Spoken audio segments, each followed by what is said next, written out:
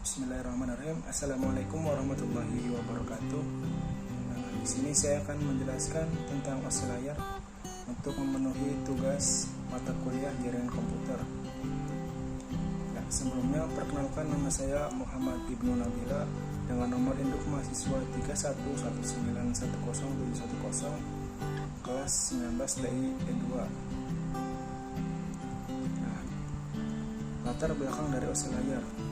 Jaringan komputer dari tahun ke tahun mengalami banyak sekali perkembangan, sehingga setiap pengguna atau user di seluruh penjuru dunia dapat melakukan komunikasi dengan cepat dan optimal.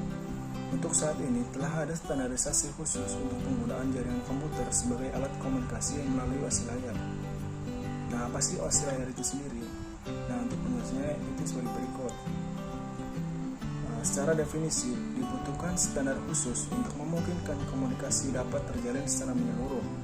Oleh karena itulah, kemudian ISO atau International Standard Organization menetapkan standar OSI layar tentang protokol komunikasi untuk segala jenis sistem jaringan.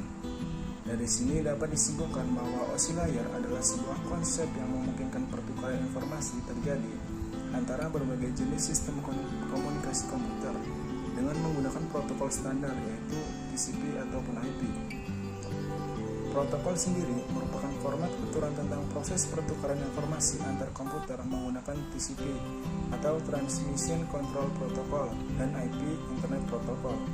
Sementara IP adalah sistem alamat dalam jaringan internet yang dihubungkan oleh TCP. Nah, apa sih fungsi dan tujuan dari OSI layar itu sendiri? Perkembangan konsep OSI layar sebenarnya ditunjukkan agar produsen komputer serta pengembang jaringan dan perangkat lunak dapat membuat produk yang bisa saling terhubung tanpa memaksa pengguna melakukan usaha lebih. Dalam perjalanannya, para produsen komputer dan pengembang jaringan internet tidak menerapkan protokol model OSI layar secara baku. Pasalnya, tidak semua proses komunikasi memerlukan prosedur OSI layar karena dapat menggunakan protokol yang lebih sederhana. Namun, konsep OSI layar tidak serta-merta ditinggalkan begitu saja. Model prosedur ini masih banyak digunakan, terutama dalam melacak permasalahan yang mengakibatkan gagalnya fungsi jaringan, sehingga kemudian dapat diatasi dan komunikasi berjalan normal kembali. Nah, berikutnya ada 7 model OSI layar. Yang pertama itu application. Tahapan ini berhubungan langsung dengan pengguna. Application layer merupakan prosedur penyambungan komunikasi dari perangkat. Artinya, application layer adalah penghubung antara perangkat dan sistem komunikasi. Contohnya, saat mengirim surat, program email seperti Gmail akan memulai komunikasi dengan jaringan sebelum pesan bisa dikirim. Disinilah application layer berlangsung melibatkan protokol HTTP, SMTP, FTP, dan Telnet. Yang kedua adalah presentation. Presentation layer bertanggung jawab untuk mempersiapkan data agar bisa digunakan dengan program tertentu, atau dengan kata lain, mempresentasikan data agar program tersebut dapat menyerap, mengakses, dan menggunakannya. Presentation layer berperan sebagai penerjemah bahasa komunikasi yang berbeda antara dua perangkat komputer, melakukan enkripsi data dari perangkat sumber, lalu mendeskripsinya pada perangkat penerima. Nah, yang ketiga adalah session. Durasi waktu yang diperlukan untuk berkomunikasi disebut session atau sesi.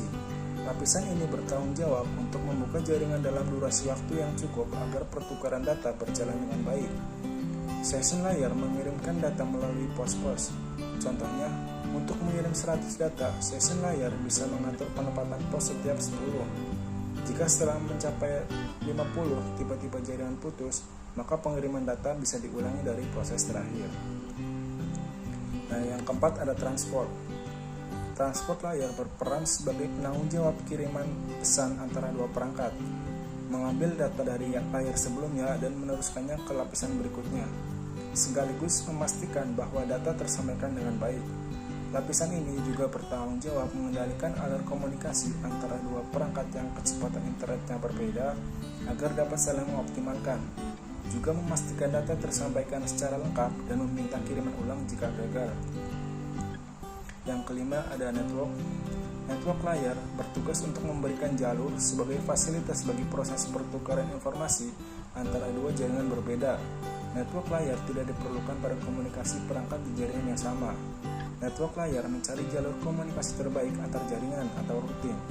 Lapisan ini menyalurkan data kiriman dari perangkat sumber dengan cara membaginya dalam paket-paket kecil, lalu menyusunnya kembali ketika telah sampai pada perangkat penerima. Dan yang keenam ada data link. Jika network layer adalah penyalur informasi antar jaringan, data link merupakan pemberi jalur komunikasi di dalam jaringan yang sama. Tugas-tugasnya hampir sama dengan network layer dan transport layer, hanya saja internal dalam satu jaringan. Dan yang terakhir adalah physical. Nah, lapisan paling dasar dari ketujuh OSI layer bertanggung jawab mentransmisikan data dalam bentuk bitstream. Physical layer mencakup segala piranti pertukaran informasi yang dimiliki oleh dua perangkat yang melakukannya, termasuk kabel dan tombol-tombol. Bitstream bisa dikatakan sebagai data digital.